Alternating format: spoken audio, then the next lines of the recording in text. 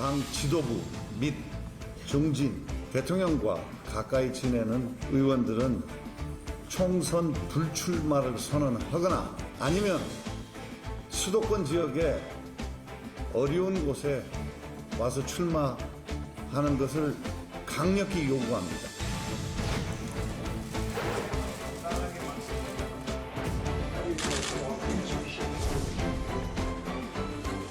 낙동강 하류 세력은 뒷전을 해라 라고 운운했는 데서 대우 경북 시도민들에게 정중히 사과해야 된다.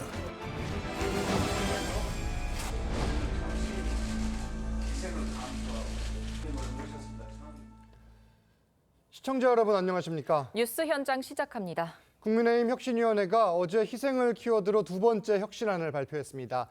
실제 성과로 이어지려면 당내 반발과 함께 넘어야 할 산이 아직 많아 보이는데 패널 네 분과 정치권 쟁점들 자세히 짚겠습니다. 네, 최병묵 정치평론가, 정미경 전 국민의힘 최고위원, 김형주 전 통합민주당 의원, 전수미 전 민주당 상근부대변인 함께합니다.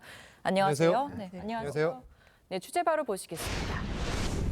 네, 이 2호 혁신안, 이 대통령과 가깝거나 당의 지도부, 중진이라면 수도권 험지에 출마하거나 총선에 나가지 말라 이런 주문인데 일단 어제 혁신안이 오후에 나왔잖아요. 당내 분위기가 어떻습니까?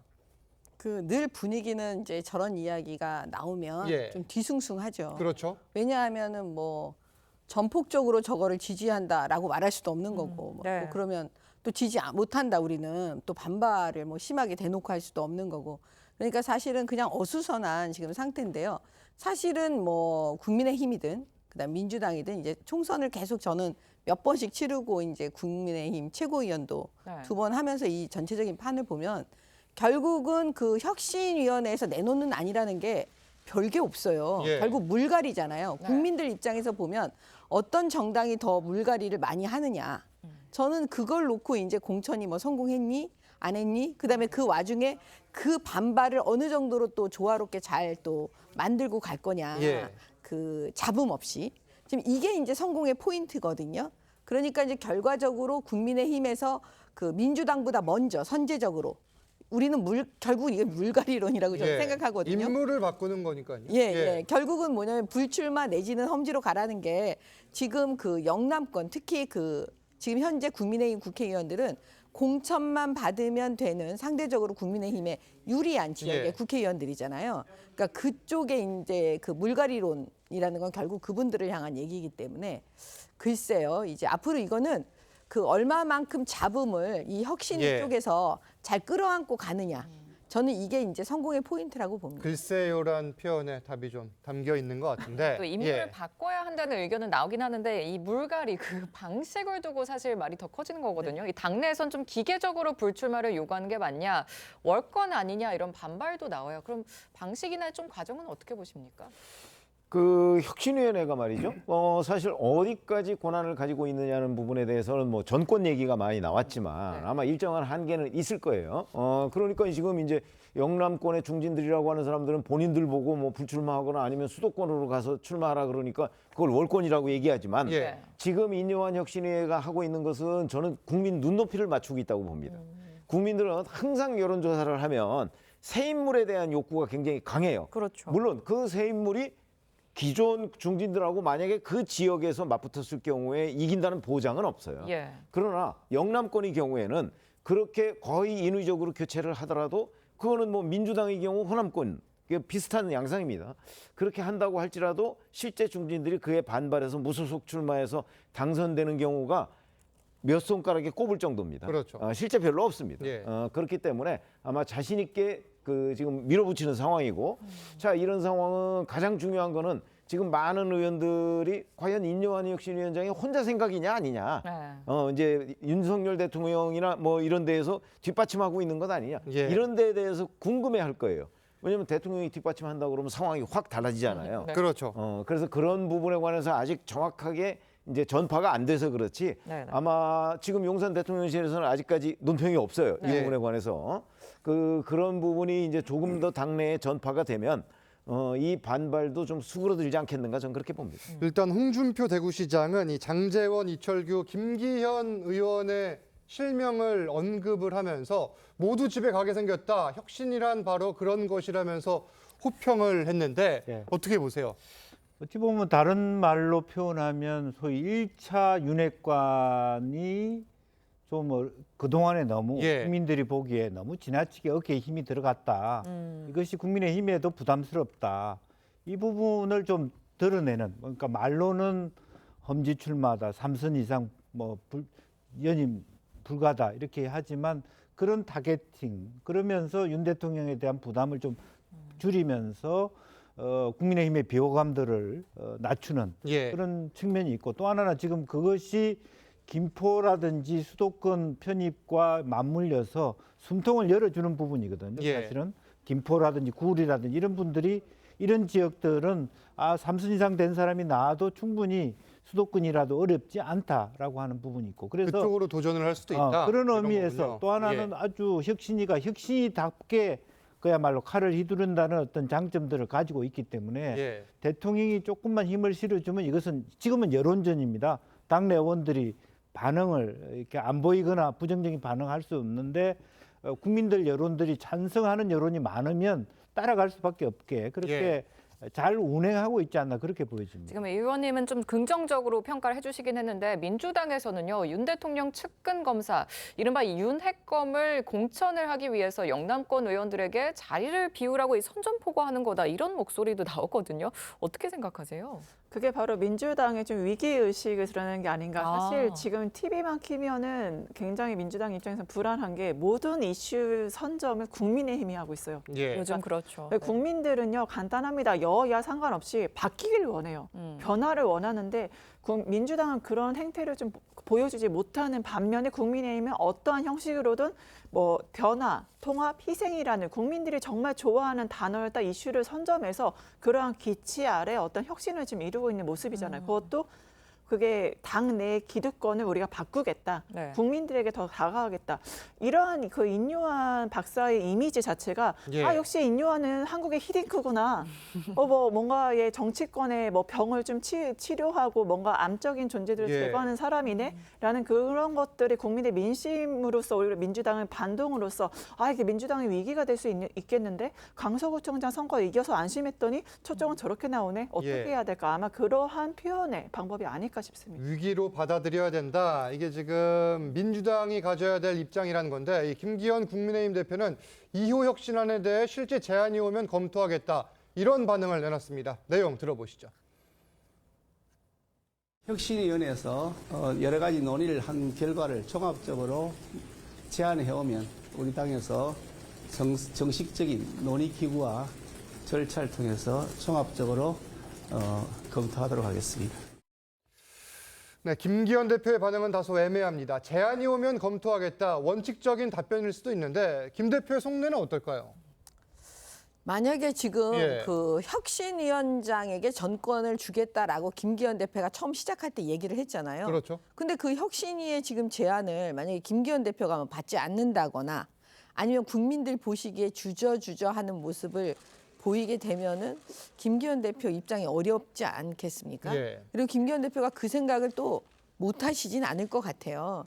그래서 저는 어떻게든 저거는 김기현 대표로서는 받을 수밖에 없다. 예. 뭐 그게 이제 내심의 의사가 무엇이든 간에 일단 그런 생각이 듭니다. 수용할 수밖에 없다. 네. 이런 네, 설명인데. 그런데 혁신위는 누가 친윤 핵심인지 또 누가 중진인지 실명을 언급하진 않았습니다. 이게 위원회 의결이 아닌 정치적 권고라는 말도 했는데 반발이 좀 커지면 무용지물이 될 가능성도 있을까요? 그렇죠. 근데 어제 오후에 되고 나서 이제 오늘 그리고 주말을 거치면서 사실은 그 일부 뭐 부글부글 한다고는 하지만 실명을 내놓고 반발하는 사람 없잖아요. 네. 많지 않습니다. 그렇죠. 자, 이게 김기현 대표의 경우에는 다 걸려요. 예. 지도부에도 걸리고 중진에도 걸리고 3선 이상에도 걸리고 안 걸리는 데가 없어요. 영남권. 영남권에도 예. 걸리고. 그렇기 때문에 아마 김기현 대표는 그 이 부분에 관해서 불출마를 하거나 아니면 본인이 이제 직접 수도권 험지로 뛰어드는 방법 외에는 예. 울산을 지킬 방법은 없어 보인다. 이런 거고요.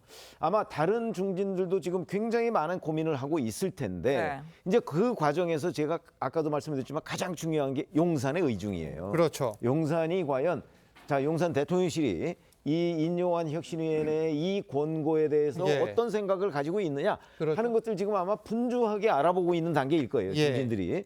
그래서 만약에 이게 용산의 뜻에 크게 어긋나지 않는다. 그러면 앞으로 용산에서 이걸 뒷받침할 거 아니겠습니까? 그런 상황이 되면 중진들이 버틸 재간이 없죠. 그렇죠. 그러면 이제 그때는 그러면 경선을 합시다 이렇게 나올 수는 있어요. 예. 그러나 그렇더라도 이게 윤석열 대통령의 뜻과 별로 다르지 않다는 게 확인되는 순간 예. 제가 보건대 반발은 대폭 수그러들 것이다. 근데 저는 그 가능성이 대단히 높다 이렇게 높다. 보거든요. 대통령- 반발 예. 그렇게 확산되지 않을 겁니다. 대통령실의 공식 반응은 없지만 입장이 나오면 반발은 수그러들 것이다 이런 지금 설명이신데 이 친윤 핵심인 이철규 의원의 경우에는 혁신안에 대해서 중진이 다 떠나면 손은 누가 키우냐 또 이런 말도 언론에 했는데 네. 이거는 어떻게 봐야 돼요? 사실은 그렇지만 실제적으로 수도권에 나와서 이어가면 되는 것이죠. 예. 예. 그래서 중진이 다 없이 무조건 3선 이상이 안 되는, 예를 들면 여당이 그렇게 하면 야당도 따라갈 수 없는데 그럼 우리나라는 4선 이상은 없는 국회가 된다는 것도 사실은 예. 우스운 얘기입니다. 그렇기 때문에 다만 이걸 중임 금지, 연임 금지 이 용어에 따라 다를 수 있거든요. 예. 이번에 불출마하고 다음에 그 지역에 다시 나올 수도 있는 허용을 한다든지 혹은 지금 최병목 위원이 글쎄 말씀하셨습니다만은 수도권의 경우에는 3선 이상을 허용하자라든지 어떤 예. 그런 부분에 분류 기준을 좀 다르게 그렇죠. 하자. 예, 지역에서 부산, 경남이나 대구에서 4선, 5선 해봤자 예. 수도권의 3선보다 훨씬 쉽게 오는 것이니까 인지도는 낮으니까 그런 차별을 좀 두고 예. 이제 그러면서 이제 조금 더 디테일에 가면 되지 않겠냐 그렇게 생각이 듭니다. 그리고 잠깐 들어온 소식을 전해드리면은 지금 이준석 전 대표와 이현주 전 의원이 부산 경성대에서 오후 3시부터 토크 콘서트를 하는데 인요한 위원장이 이준석 전 대표를 만나기 위해 부산으로 향하고 있다고 합니다. 일단 인요한 위원장과 이준석 전 대표 사이의 만남에 대해서는 사전에 교감이 없었고 이 해당 장소로 일단 인요한 위원장이 어떻게 보면 무작정 찾아가서 이 많은 사람들이 있는 가운데 이준석 전 대표를 만나겠다 이건데 조금 전 이 소식이 들어왔어요. 그러니까 이준석 전 예. 대표가 인요한 위원장과의 면담을 자꾸 꺼리고 있는 것 아닌가 이렇게 짐작이 됩니다. 네. 그렇죠. 지난번에 한번 만났죠. 예. 만나고 난 이후에 이제 자꾸 그 두 번째 만남은 자꾸 피하고 있는 것 아닌가 싶어요. 그거는 아마 두 사람 다 정치적 계산이 있겠죠. 특히 인요한 위원장의 경우에는 아마 이준석 전 대표의 탈당이나 이런 명분을 좀 빼앗기 위한 것이고, 예. 그다음에 그거보다 더 나가서 정말 포용할 생각이 있을 가능성도 있어요. 네. 근데 이준석 전 대표는 만약에 여기서 그런 문제로 여기서 주저앉게 되면 본인의 동력이 확 줄어들거든요. 예. 그래서 이제 둘이 계산법이 좀 다른데 일단 인요한 위원장이 선수를 친 것으로 보입니다. 그렇죠. 이렇게 되면 이제 그 자리를 이준석 전 대표가 피할 수는 없을 거 아니겠습니까? 예. 그러면 이제 만나는 장면이 언론에 포착이 되면서 이제 인요한 위원장의 노력 이런 부분이 이제 국민적 눈높이로서 평가를 제대로 받겠죠. 예. 이렇게 되면 이준석 전 대표의 입지는 갈수록 좁아진다고 저는 봅니다. 일단 이준석 전 대표가 많은 사람들이 있는 장소이기 때문에 대화 자체를 완전히 피할 수는 없어 보이고 이 만나는 장면 자체는 연출이 될 걸로 보이는데 어떤 내용이 오가는지는 저희가 내일 또 전해드리고 다음 주제로 넘어가 보겠습니다. 이 김포시의 서울 편입 이슈가 정치권에 큰 후폭풍을 낳고 있습니다. 국민의힘 조경태 특위위원장은 이 서울 편입을 원하는 도시에 대해선 가능성을 다 열겠다 이렇게 이야기를 했는데 이게 지금 실제 현실화를 시키겠다는 겁니까? 아니면 총선을 앞두고 속도를 내고 있는 겁니까? 아니 현실화를 시키겠다는 거예요. 예, 이거는 사실은 어떻게 보면 총선하고 관계 없었던 것이 관계가 없다. 어떤 그 운명처럼 타이밍상 이게 총선 앞에서 맞아 떨어진 거예요. 예, 그게 왜 그러냐면 김포를 아셔야 됩니다. 김포가 사실은 이제 그 김동연 지사로 인해서 이게 모든 것이 불거졌는데요. 예.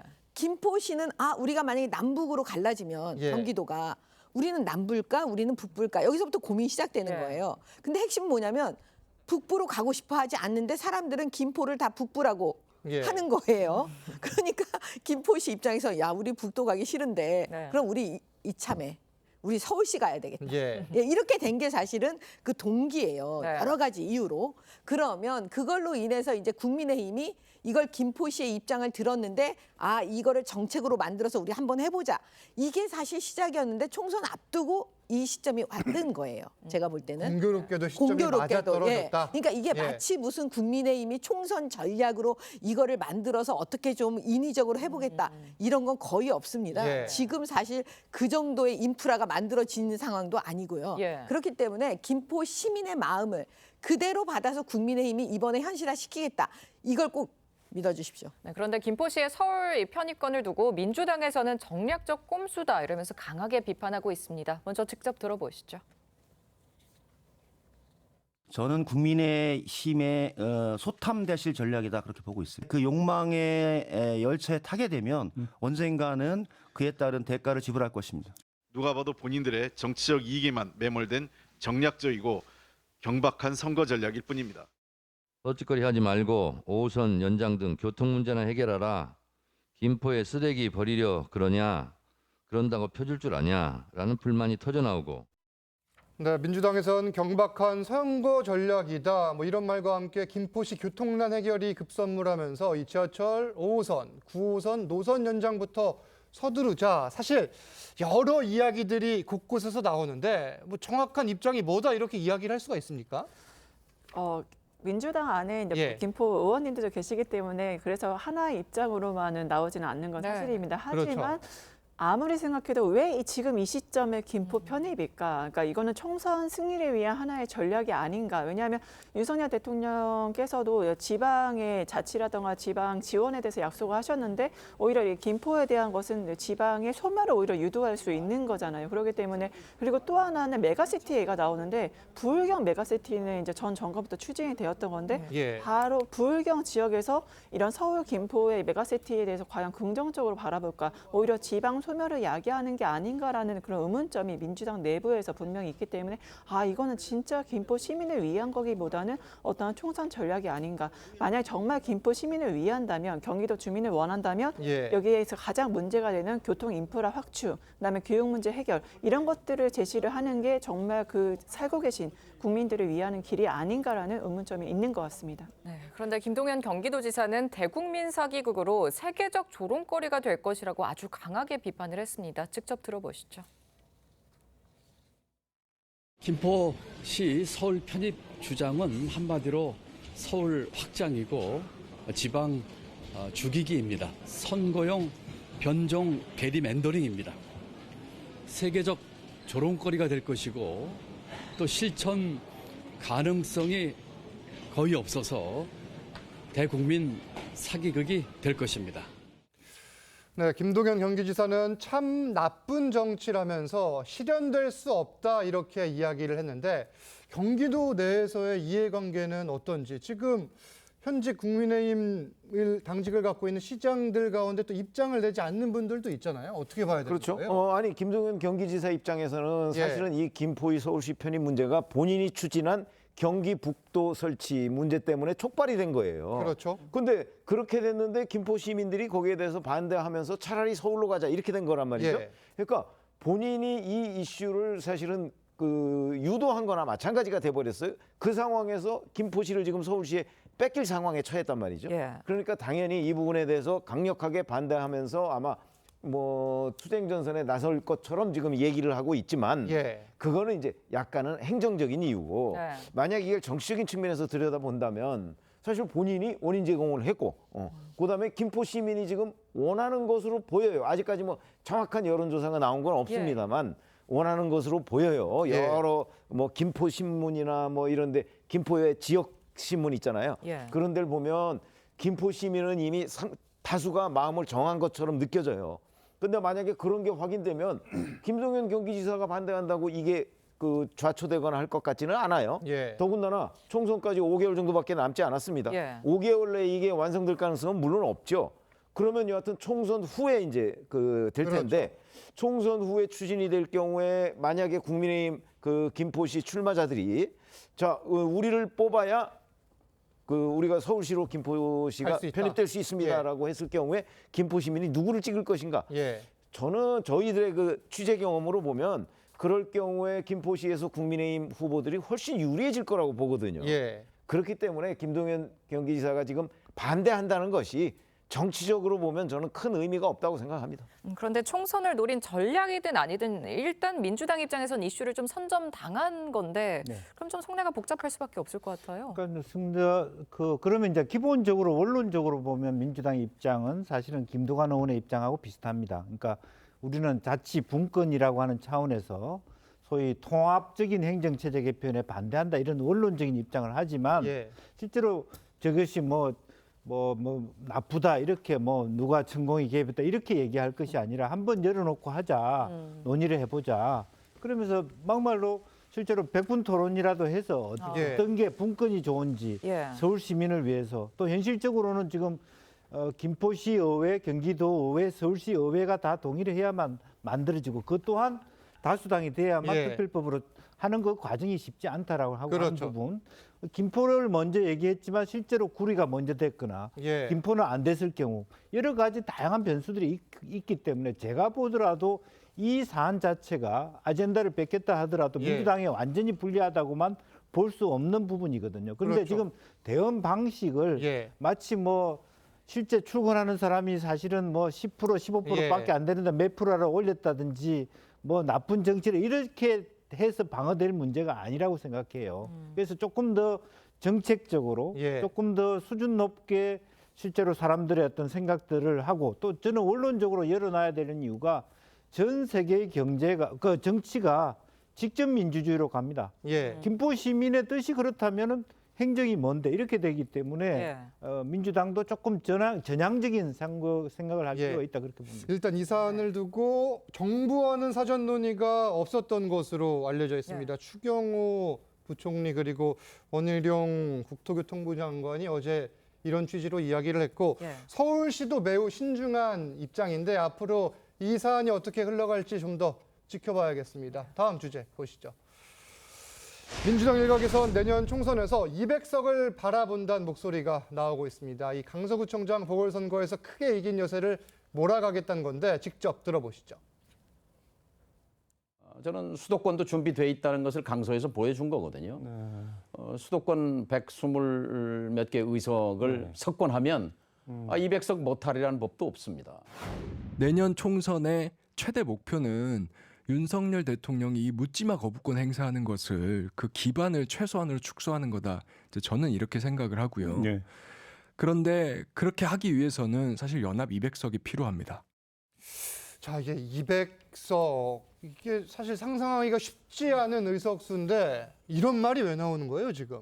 네, 결국에 이탄희 의원이 그 200석을 얘기한 이유는 간단합니다. 예. 그러니까 뭐 노랑봉투법이라든가 이제 민주당에서 해야 될 일이라고 생각하는 이제 법안에 대해서 법률안을 제출했을 때 대통령께서 그 거부권을 행사를 하셔서 그게 좌초가 여러 번 됐잖아요. 그러다 보니까 이게 상권 분립이고 행정부, 입법부, 사법부, 보면 입법부의 국회의 권한도 국회의원도 존중을 해주셔야 되는데 왜 이런 것들이 제대로 되지 않을까? 그러면 결국에는 해야 될 일은 국회의 이런 그 대통령 법률 거부권을 이제 무력화시키기 위해서라도 최소한 200석을 확보해서 예. 국회 본연의 기능을 다하게 하기 위해서 아마 이탄희 의원이 그렇게 말한 게 아닌가 싶은데 이거는 사실 여야 이제 행정부와 국회가 소통이 제대로 이루어지지 않고 협치가 이루어지지 않는 상황에서 이러한 것들이 거론될 수밖에 없지 않았나 싶습니다. 지금 국민의힘에서는 이 발언 어떻게 보셨습니까?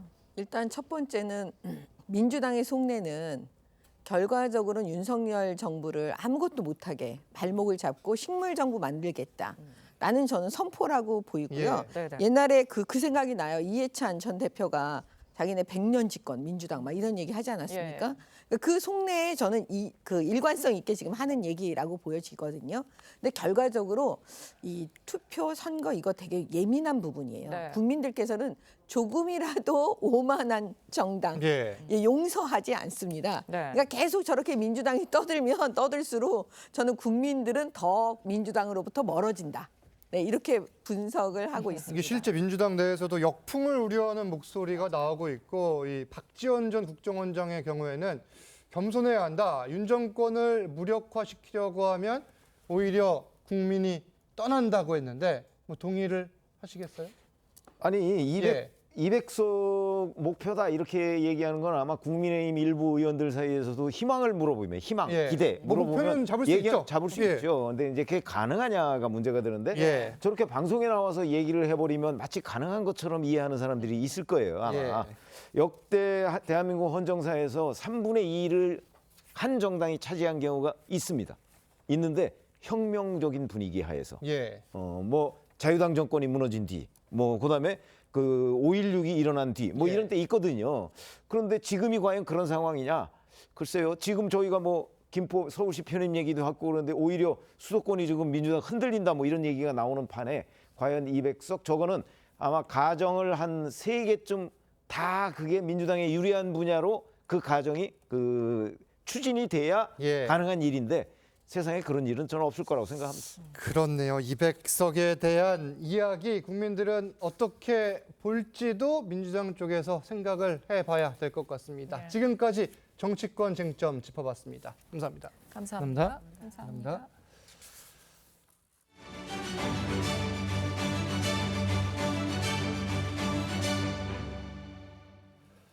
서울구치소에 수감 중이던 피의자 김길수가 치료를 위해 입원해 있던 안양의 한 병원에서 오늘 아침 달아났습니다. 네, 화장실을 가기 위해 보호 장비를 해제한 틈을 타서 도망간 것으로 알려졌는데 법무부와 경찰은 공개 수배로 전환하고 도망간 김 씨를 쫓고 있습니다.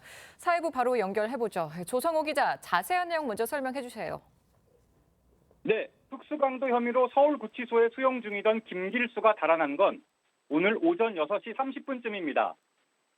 앞서 김 씨는 경찰서 유치장에서 이물질을 삼켜 치료를 받기 위해 안양의 한 병원을 찾았습니다. 김 씨는 수갑 등 보호 장비를 해제한 뒤 화장실을 이용하다 교도관의 눈을 피해 달아난 것으로 알려졌습니다. 이후 택시를 타고 경기도 안양을 벗어나 아침 7시 47분쯤 의정부시 송산역 인근에 내린 것으로 파악됐습니다. 도주 당시 김 씨는 미리 준비한 사복으로 갈아입은 상태였습니다. CCTV에는 짙은 파란색 계열의 상하이에 흰색 마스크를 쓰고 도주하는 모습이 포착되기도 했습니다.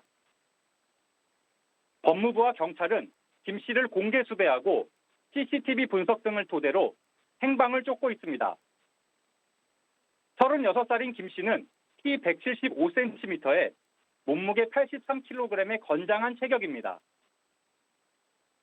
김 씨는 은행보다 싸게 환전해주겠다며 피해자를 속여 7억여 원이 든 돈가방을 들고 도망간 혐의로 지난달 30일 경찰에 붙잡혔습니다.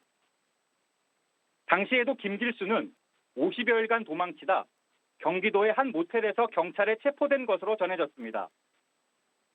지금까지 사회부에서 전해드렸습니다.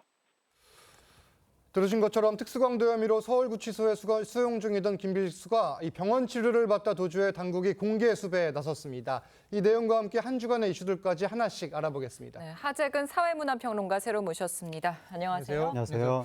네, 오늘 아침 벌어진 일인데 이 병원에서 치료를 받던 이 구속된 피의자가 어떻게 도주를 할 수가 있습니까? 예, 이제 이름이 김길수인데요. 예. 이 사람이 특수강도 혐의로 지난달 30일에 체포가 돼서 유치장에 있을 때 스스로 이물질을 삼켰다고 합니다. 예. 그리고 나서 구치소로 가서 나 아프다 이렇게 된 거죠. 그래서 구치소에서는 이제 병원으로 옮겼는데 안양의 한 병원에서 오늘 아침에 화장실에 간다고 하면서 이제 그때 수갑을 풀었는데 그 틈을 타서 새벽 4시 47분경에 미리 준비한 사복으로 갈아입고 예. 도주를 했다는 거예요. 예. 도주하고 그다음에 택시를 탔는데 택시에서 그 기사분의 휴대전화를 빌려서 통화를 했다고 합니다. 예. 그리고 나서 오늘 아침 7시 47분경에 예. 의정부시 송산역에서 하차했는데 예. 하차할 당시에 한 20대에서 30대 정도로 보이는 여성이 있었고 그 여성이 결제를 했다. 예. 그러니까 지금 이 경찰이 김길수가 계획적으로 탈주하고 혹시 공범이 있는 것은 아닌가 예, 그 부분을 그렇죠. 들여다보고 있습니다. 이제 의정부시 송산역까지 현재 위치가 확인되고 있고 잠깐 이 사진을 다시 띄워주시면은 예.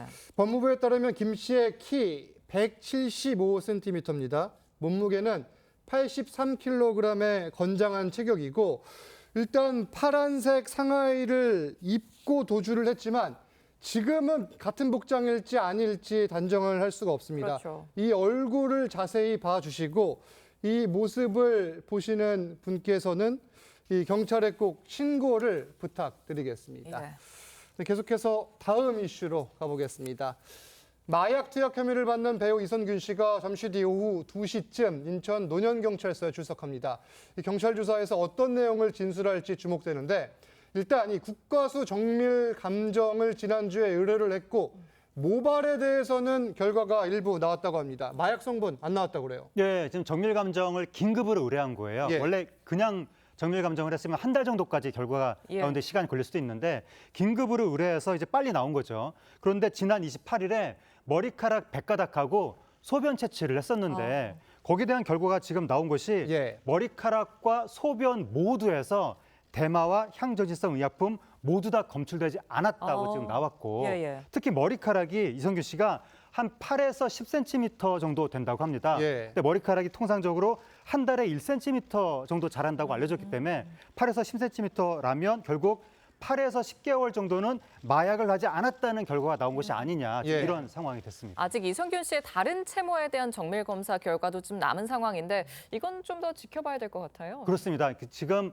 머리카락 검사 결과로만 보면 8에서 10개월 정도는 마약을 하지 않았다고 지금 나온 것인데 말씀하신 것처럼 다리털 정밀 수사 결과가 아직 남아 있거든요.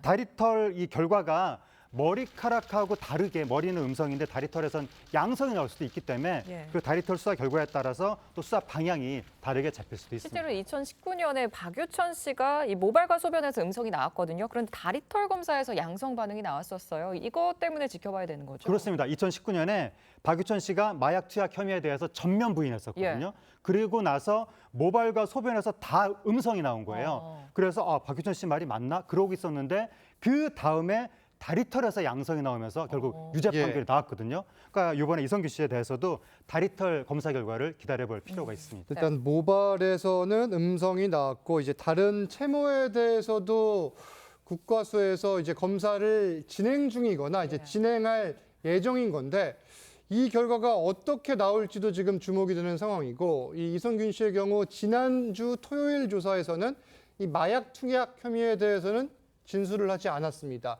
이를 두고 진술을 거부한 거 아니냐 이런 논란도 좀 있었는데 오늘 이제 잠시 뒤에요. 2시에 출석을 하는데 어떻게 나올까요? 그러니까 지난번에 이제 진술을 하지 않으면서 다음에 정식 조사 때는 모든 것을 이제 이야기하겠다라고 했었는데 이번에 과연 글자 그대로 모든 것을 다 진술을 할 것인가? 그런데 지금 다리털 이 검사 결과 안 나왔다고 하니까 경찰 입장에서도 이 검사 결과를 지켜봐야 되는 입장이 됐고 이선균 씨도 혹시 또 이거를 뭐 지켜봐야 하는 입장일 수도 있잖아요. 만약 그렇다면 또 이번 소환 조사도 별 내용 없이 지나갈 수도 있겠다라는 이제 의심이 드는데 뭐 일반적으로 생각을 할 때는 조사 결과가 나올 때까지 기다리지 말고 이선균 씨가 자신이 하는 모든 것을 이야기하는 것이 당당한 태도 아니냐라고 생각이 되는데 이선균 씨가 어떤 입장을 보일지는 지켜봐야 될 것이고 근데 이제 이 채모 검사 말고도 지난번에 이선균 씨 휴대폰도 압수했거든요.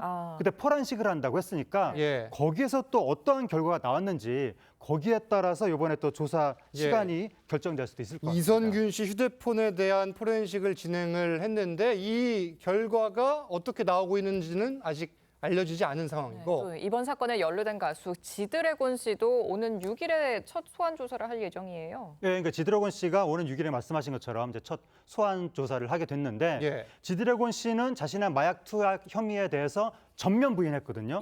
그러면서 자진 출석하겠다고 했거든요. 그래서 경찰하고 지금 일정을 조율해서 이번에 조사를 받는다고 하는 건데 경찰이 지난번에 이선균 씨에 대해서는 구체적인 단서를 확보했지만 지드래곤 씨에 대해서는 그렇지 못하다고 했었거든요. 수사를 보강한다고 했었는데 이번에 소환 조사 일정을 잡을 때 과연 경찰이 그 근거를 확실하게 잡고 소환 일정을 잡은 건지 아니면 지드래곤 씨가 자진 출석한다고 하니까 일단 말을 들어보자는 차원에서 일정을 잡은 건지 그 부분을 좀 더 지켜봐야 될 것 같습니다. 일단 지드래곤 측은 마약을 투약하지 않았다 이미 이런 입장을 밝혔는데 모레죠. 월요일에 처음 경찰에 출석을 합니다. 하재근 평론가는 여기서 인사 나누겠습니다. 감사합니다. 감사합니다.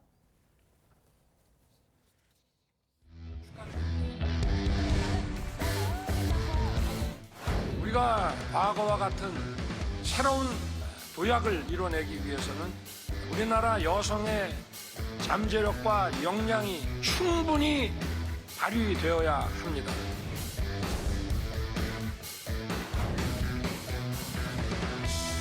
우리 국민 절반 이상이 여성입니다. 여성이 바로 시작입니다, 여러분.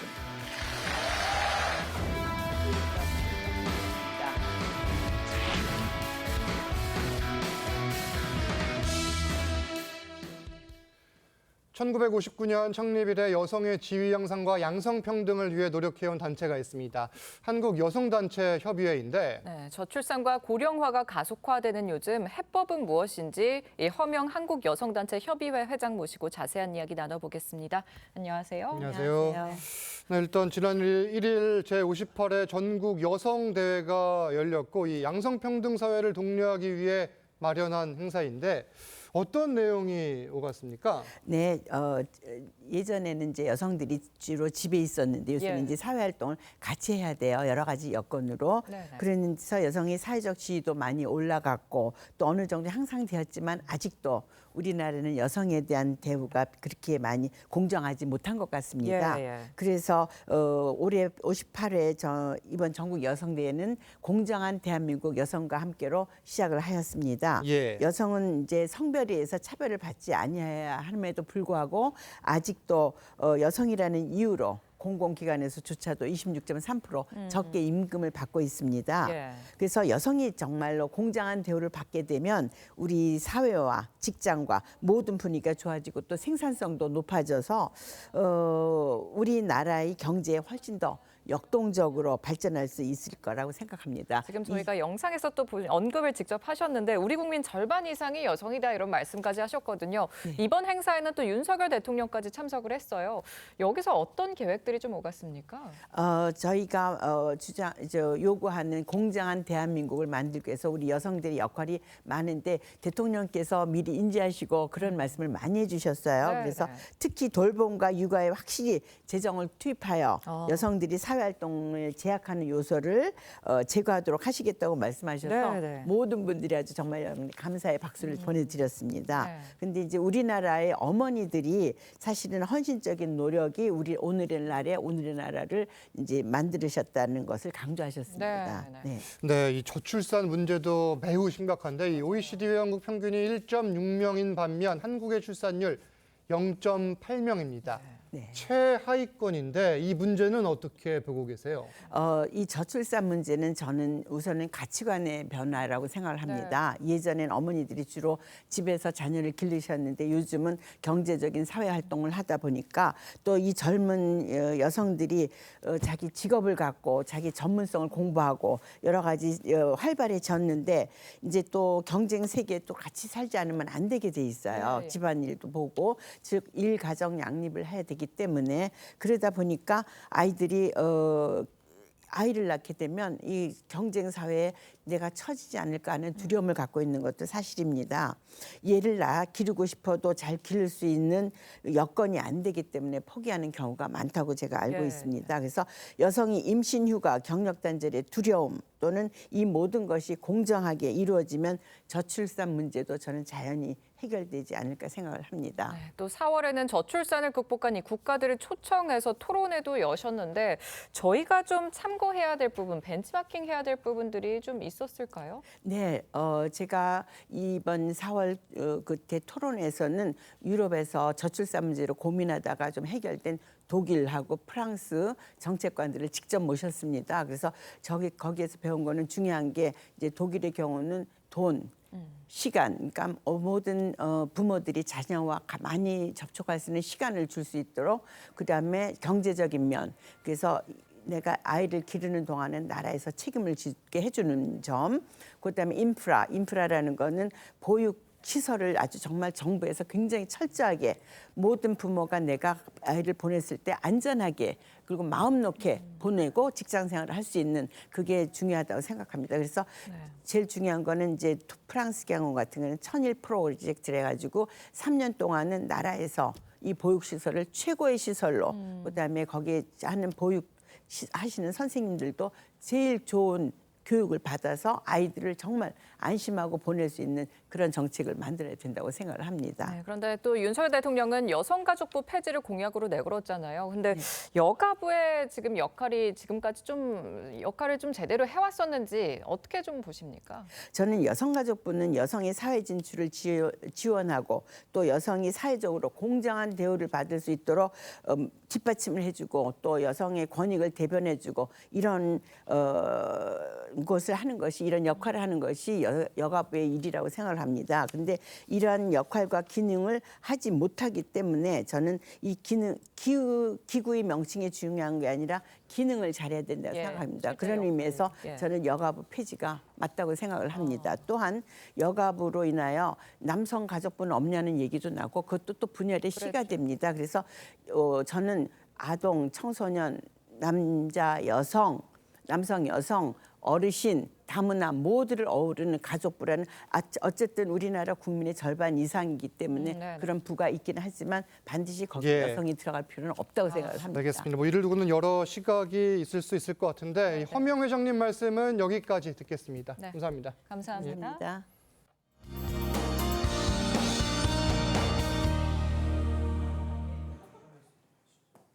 현재 영동과 일부 충청 이남 곳곳에 비가 내리고 있습니다. 오늘은 영동과 충청, 남부와 제주에 가끔 비가 내리겠고요. 오락가락 이어지겠습니다. 오늘까지 예상되는 강수량은 제주에 5에서 30, 강원 영동에 5에서 40, 남부지방은 5에서 20mm 정도가 되겠습니다. 내일과 모레는 전국에 비가 내리겠습니다. 벼락과 돌풍을 동반하며 요란하겠고요. 특히 내일 밤부터 모레 오전까지 시간당 20에서 40mm가량의 강한 비가 전망돼 주의해야겠습니다. 현재 전국 하늘 대체로 흐리고 울릉도와 독도에 발효 중인 강풍주의보는 내일 낮 사이 해제되겠습니다. 오늘 낮 최고 기온은 서울이 22도, 강릉 17도, 대구 21도 보이겠습니다. 오늘 바다의 물결은 동해 중부 해상에서 최고 3.5m로 거세겠고요. 동해안에 너울이 밀려들겠습니다. 다음 주 화요일부터는 날이 급격하게 쌀쌀해지겠습니다. 날씨였습니다. TV조선 뉴스 현장 마칩니다. 함께 해주신 여러분 고맙습니다.